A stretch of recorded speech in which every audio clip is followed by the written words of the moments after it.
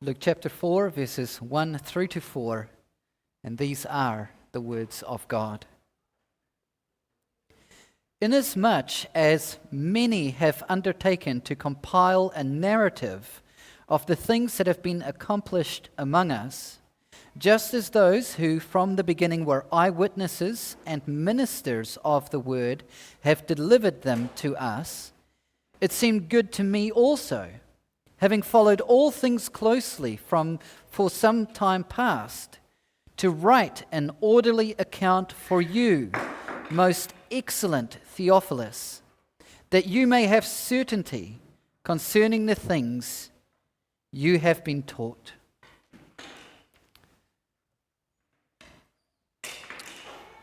Just a question for you. Have you ever had something break down at home? Perhaps something like a dishwasher or a PlayStation or a coffee machine?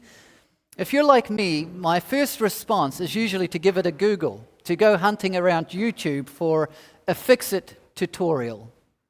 You've probably all done something like this. You've scoured the internet for some solution to a problem that you have, car trouble or whatever it is, and you know how satisfying it is to find the help that you were looking for, especially when it is well presented, clear, and at a pace that you, as a beginner, is able to handle. Even more helpful than this is when the person offering their expertise is truly interested and personally motivated to help those looking for answers. Well, this is actually one of the reasons why Luke has written a whole book about Jesus. There were people in Luke's life who were looking for answers about Jesus, people who wanted a well-presented, clearly documented write-up about Jesus Christ that would help them learn who Jesus was. And Luke tells us this up front, and he tells us what to expect in the book ahead. He said, "It seemed good to me also, having followed all things closely for some time past, to write an orderly account, for you, most excellent Theophilus, that you may have certainty concerning the things you have been taught." In short, Luke went on an extensive investigative project to document and to write down everything he could be sure was true about Jesus. A book for people like you and I who were looking for answers and clarity about Jesus. And one person looking for answers and clarity about Jesus was a person named Theophilus. He was interested in Jesus, and perhaps he was even new to the Christian faith. And having heard bits and pieces about Jesus from others, he now finally receives this gift from Luke. He gets a book from Luke presenting him with everything that has been well researched and documented about the life and person of Jesus Christ. This is what awaits us in the series ahead. As we think about this fascinating project that Luke had been on, and really Luke's fascination with Jesus, these first few verses tell us how Luke went about his task, assuring us that his methods and his motivations were genuine, that his methods as well as his motivation for writing this book about Jesus is good. They are good motivations to pursue this project. So let's have a think about Luke's methods and his motivations for this massive research project that we now possess in the Christian Scriptures. Luke tells us in verses 1 to 2 a number of details that's worth appreciating. He said, "Inasmuch as many have undertaken to compile a narrative of the things that have been accomplished among us, just as those who from the beginning were eyewitnesses and ministers of the word have delivered them to us." One of the now well debunked criticisms of the New Testament is that it was written way later than the events that they record. As such, it was assumed people's memories weren't as sharp as they once were by the time that the stories came together or the document came together. But look at what Luke tells us right here, right up front. He says there were eyewitnesses. Luke is dealing with eyewitnesses. He is dealing with the people who were around, who heard and saw and experienced and knew Jesus for themselves. They were right there. They knew Jesus for themselves. And then these written records were being produced using these eyewitnesses as sources and fact checkers to make sure that what is recorded is true and accurate. And the question is, why? Why did the Christians of the New Testament get so busy producing these accurate written accounts about Jesus? What compelled them to get to work so quickly? The answer is really because Jesus was that fascinating and interesting a person. He was that fascinating and that interesting that people were motivated to get things written down quickly so that while their memories were fresh and accurate. And more people wanted to know about Jesus, of course. And what's more, Luke tells us that this wasn't just a niche project. The recording of Jesus' life in book form wasn't just a niche project cobbled together by a couple of geeky historians in their basements. Luke tells us that many had undertaken to compile a narrative about Jesus. Many people were busy on this work. Many people wanted to write about Jesus. And this tells us that Jesus really was that fascinating and interesting person in the New Testament era, right? So many people were writing and talking about him as soon as they could. So where does Luke fit into all of this? Where does Luke fit into the many have attempted to compile a narrative about Jesus?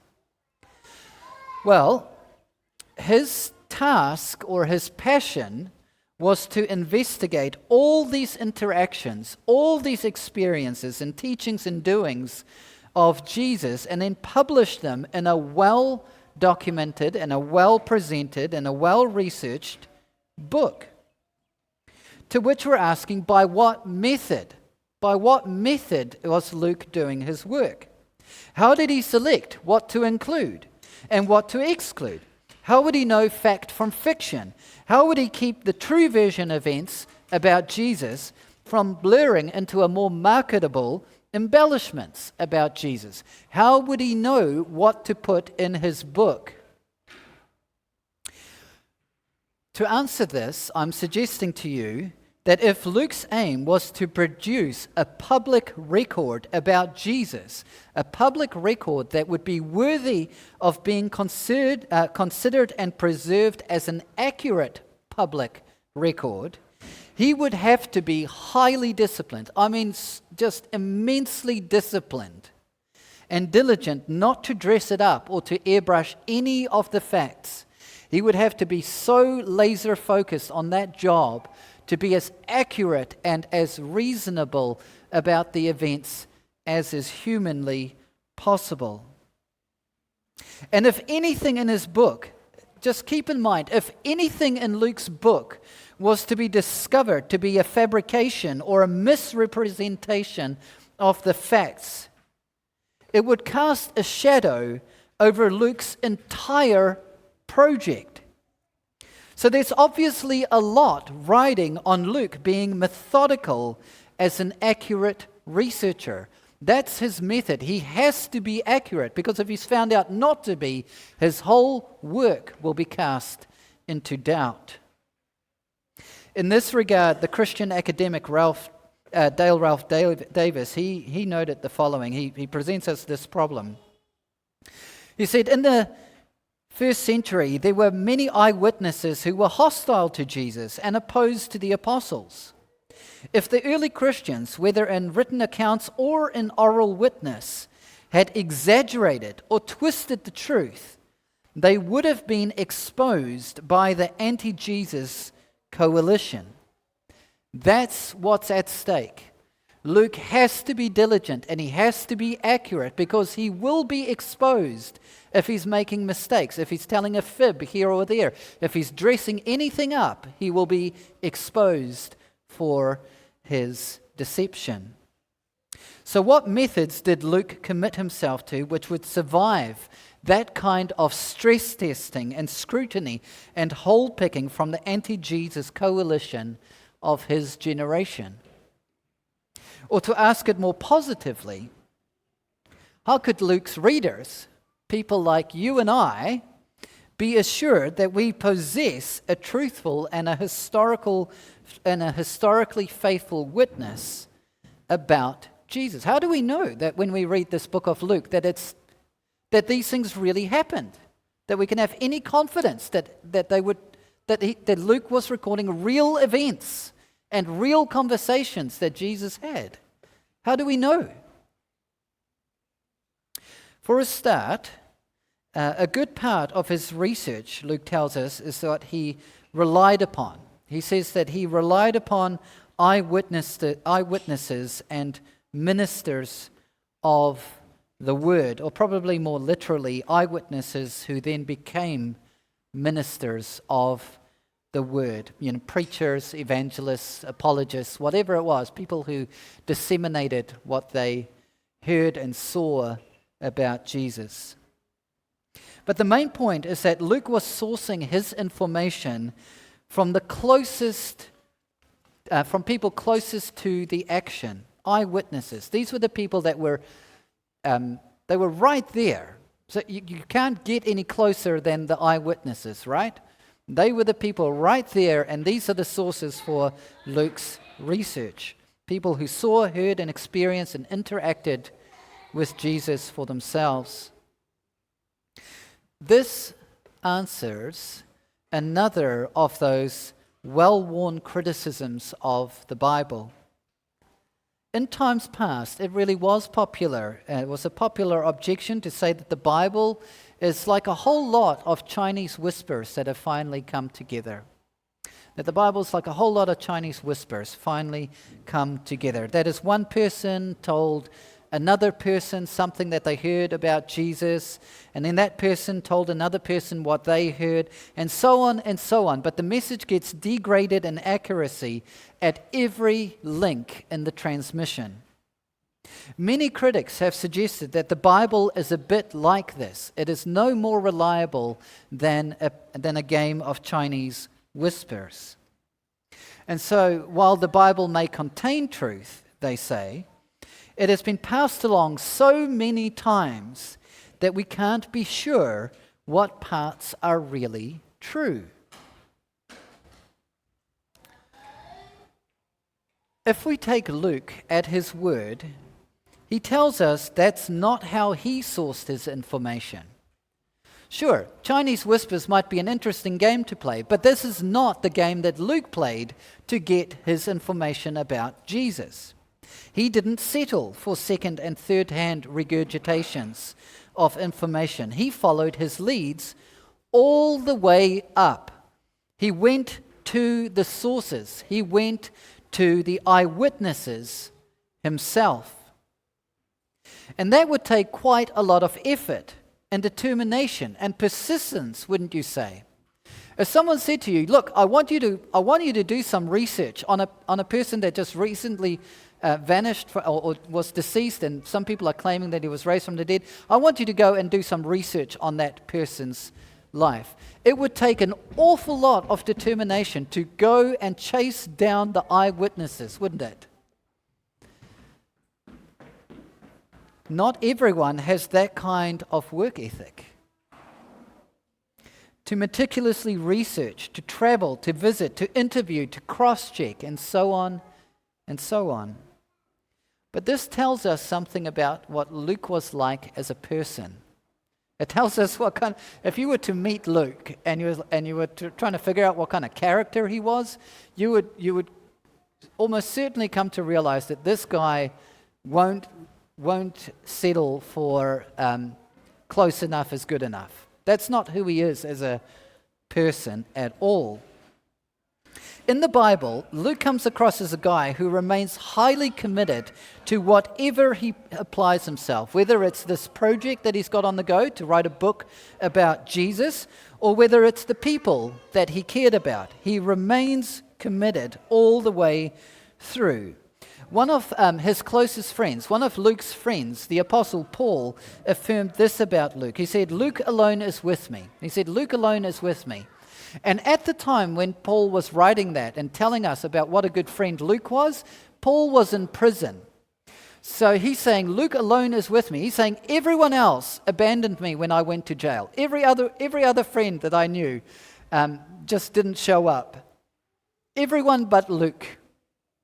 Luke is the guy that shows up. Luke is the guy that stays committed to Paul all the way, even when it's very, very difficult to be committed to a situation like that. All I'm trying to say is this: if you're looking for someone with the character disposition to stay on track, to write a proper historical account about who Jesus is, Luke is your guy. He is your guy. He is the guy that you want to do this job. He's an all-in kind of guy. Once he has a bone in his mouth, he will not let it go until the job is fully done. More than this, Luke told us his method of research was also comprehensive. It's not just that he went and saw the eyewitnesses and had a lazy cup of tea with them and made a couple of notes here and there. That's not it. He's saying that his research method was comprehensive. He said he followed his leads closely for some time, and then in verse 3 he said, it seemed good to me also, having followed all things closely for some time past. Having followed all things closely, literally having followed all things to do with Jesus from the start, closely, to write an orderly account. Luke's been after this for quite some time. He's been at it for quite a while, and he's tracing it all the way to its beginning. Hence, the very next thing that you find in Luke's account is the story about the birth of Jesus' cousin, and then also the birth of Jesus himself. Luke went right back to the origins of Jesus' earthly life because he wanted to write a full and comprehensive account of Jesus, of who Jesus was. So he goes back to a natural starting point. And that's all I'm trying to say here. I'm trying to give you the picture that Luke was a very thorough and competent researcher when it comes to Jesus. He knew this is someone that we could now trust because he was so methodical, so thorough, and so comprehensive in his research methods. I say this with a measure of confidence. I do say this with a measure of confidence. Some skeptics, even academics, have not always believed that Luke did a very good job of researching and getting the story of Jesus right. One such person was William Ramsay, one of the best-known archaeologists in the world. This is back in the late 1800s and early 1900s. Very famous and well-respected archaeologist and a very scholarly man. And in that time, in the late 1800s and early 1900s, he wanted to disprove Luke's account of history. All his training at university had prepared this man, William Ramsay, to disbelieve the Bible. He just thought that the New Testament is just made-up story. It's not. It hasn't got anything to do with real time and real places. It just didn't add up. And so he, as a scholar, goes to the places that Luke talks about in his account of Jesus' life. He goes and visits it, spade in hand, digging the dirt, trying to figure out, does Luke's account correspond with reality? Do those places really exist that Luke was talking about? And what Ramsay found instead was the historical data that Luke included was bang on the money. He was not predisposed to believe that Luke would be bang on the money. But when he went and did his own research, he discovered that Luke was bang on the money.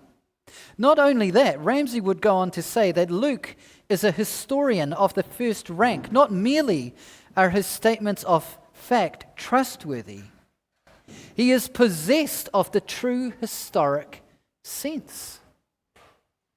Here's a guy that goes in not believing Luke, coming out the other end going, this is one of the best historians the world has ever known. That's a remarkable change of mind, isn't it? Of Luke's second book, the book of Acts, Ramsay confessed the book could bear the most minute scrutiny as an authority for the facts of the Aegean world, and that it was written with such judgment, skill, and art and perception of truth as to be a model of historical statement. All this assures us Luke's account is reliable, it's trustworthy, it is accurate. He interviewed credible sources and eyewitnesses, and he worked methodically from a starting point to show his readers why Jesus had become such a fascinating and interesting person. He did all that work so that you and I can learn why Jesus was such a fascinating and interesting person.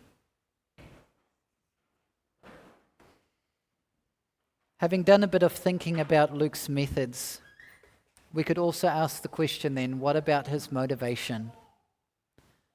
Why did he bother when so many others were doing the same thing, when so many others were writing books about Jesus? Why was he motivated to do a project of his own? The question of motive is important. After all, as I said at the beginning, there's a world of difference between learning something from someone who haphazardly just throws a video on YouTube looking for quick fame, and learning it from someone who is genuinely interested and personally motivated to help those who are looking for answers. We know the difference between someone just rambling off an answer disinterestedly and someone who's right there with you, walking you by the hand, saying, hey, this is the way that you solve the problem. This is the way that you discover how to do this or that. So what was Luke's motivation for writing? And the answer seems to jump out at us in verses 3 to 4. He said, it seemed good to me to write an orderly account for you, most excellent Theophilus, that you may have certainty concerning the things you have been taught. So here's what we need to know. Somewhere along the line, Luke became connected and probably hired by a person named Theophilus. Somehow Theophilus and Luke, their worlds intertwined. They got to know each other, and Theophilus was probably a guy that hired Luke to do this work. That is, Theophilus became interested in Christianity and the person of Jesus. But Theophilus really wanted a substantial investigation done. He wasn't satisfied with just hearing things about Jesus. Theophilus wants a full-blown investigation done. He wants Luke to go and check everything. He wants Luke to go and fact-check absolutely everything that he has heard about Jesus. He wants Luke to investigate every claim, and he wants Luke to go and talk to the people who were there. And he wants Luke to follow the truth wherever it leads. You can imagine yourself being this person, Theophilus, can't you? And you're like, you've heard some things about Jesus, and you're just like, look, someone needs to set the record straight for me. Someone needs to go and do the hard work and go and investigate, go and turn over every stone. I want to know if these things are true. I want to know if he really did have those conversations with those people. I really do want to know if all these things are as I've heard they are. And many scholars also agree that Theophilus was probably in a position to pay for the project out of his own pocket. This is because Theophilus was not any old Theophilus, but he was the most excellent Theophilus. Throughout the New Testament, most excellent, when you see the word most excellent, it's usually referring to some high-ranking official, some government employee, someone that has rank and status in society. So when we read that this is the most excellent Theophilus, the most natural conclusion is that he was a person of standing in society. He was well known and probably quite wealthy also. Which would mean that he had this good income to pay for this research project about Jesus out of his own pocket. This was one factor as to why Luke was sent to do this work and what motivated him, because he was being paid to do the work. But he also wanted someone to know about Jesus. It's not just that this Theophilus with a bunch of money ready to throw it at a researcher like Luke. It's that Luke actually really wanted to tell Theophilus about who Jesus really is. So that means Luke was not coming at this project like a sterile, white-coated academic, recording dry facts. Luke was truly and genuinely fascinated by Jesus for himself. We know this because Luke joined the other New Testament Christians on their missionary work. Luke was with people like the Apostle Paul when they were going on missionary journeys, spreading the good news about Jesus in places that have never heard about him. Luke was committed and involved in that work. He really enjoyed his work of researching and writing about Jesus. He delighted to do it, both to help others and also the sheer enjoyment of writing about Jesus for himself. Some of you know something about this personal joy-giving motivation that you have for a project. And you certainly know it when that motivation isn't there. You know what it's like to have this deep personal satisfaction to do a work and seeing it completed. And you know what it's like to just do something because you have to. You just have to get the job done because you're getting paid to do it. Perhaps it is, perhaps you've experienced this in your university years. Perhaps you took a paper on religion, you covered a bit of Christianity in university, facts were presented, arguments were made, critiques were offered, and so on. But it was just a job for the lecturer. They discussed distant facts that they weren't really all that interested in for themselves. I've heard such lectures. They were fine lectures. That's not the problem. It's just you could just tell the lecturer was not really into it. His heart wasn't really into the things that he was talking about. But it is quite another to hear someone speak on a topic or about someone or about something that they are fascinated by.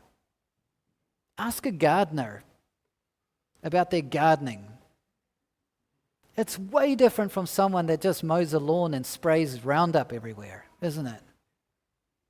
It's because they love their work. They love what they do.